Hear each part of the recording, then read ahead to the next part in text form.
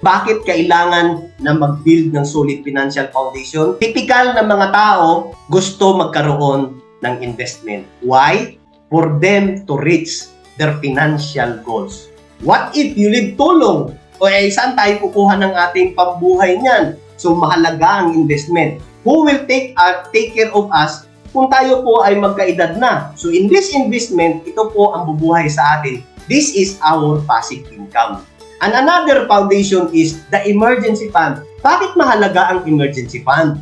Because we want to protect our investment doon po sa pag-invest tapos withdrawin na naman at para makapag-avoid po tayo ng utang. So mahalaga na mayroon po kayong emergency fund. Mayroon po tayong madudukot kung mayroon po mga kukunting mga pangyayari. Another thing, we need to manage our debt. Marunong po tayo magbayad ng utang o mag-manage. Sapagkat ang debt po kasi, it is a termite that will eat the foundation of your financial house.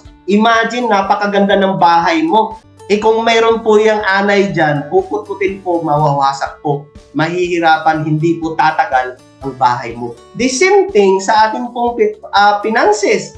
Meron ka nga emergency fund, meron ka nga investment, may mutual fund ka, may stocks ka, meron ka mga real estate, ang laki naman ng iyong utang, kakainin lang din ng interest rate. Di ba? So, mababaliwala po ang ating mga investment, kaya mahalaga tamang pag-manage ng debt. Another thing, mahalaga ang life insurance. Why? What if you die too soon?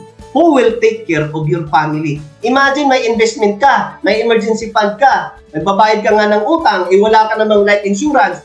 If something mangyayari sa atin, kukunin tayo ng maaga ni Lord, ano iiwan mo sa iyong family? Diba? So mawawasak din ang ating investment, then surely magkautang-utang sila. Paano na ang pag-aaral ng ating anak? Paano na po ang mga mortgages dyan? So if there is a life insurance, malaking pera maiiwan dyan. Another thing is the healthcare. Mahalaga po ba ang healthcare? Yes, sapagkat healthcare will protect your health and protect your investment. Malaki po ang gagastusin kapag na-admit sa ospital. We experience this, mahal po ang magkasakit. Naalala ko po, yun pong aking tatay, nung siya po ay nagkasakit, wala po siyang healthcare. Ang nangyari po, dahil malaki po ang bill sa ospital, nagbenta po kami ng lupa at bahay. Para saan? Ibabayad sa ospital. This is the purpose kung bakit nagbi-build po tayo ng ating pong solid financial foundation.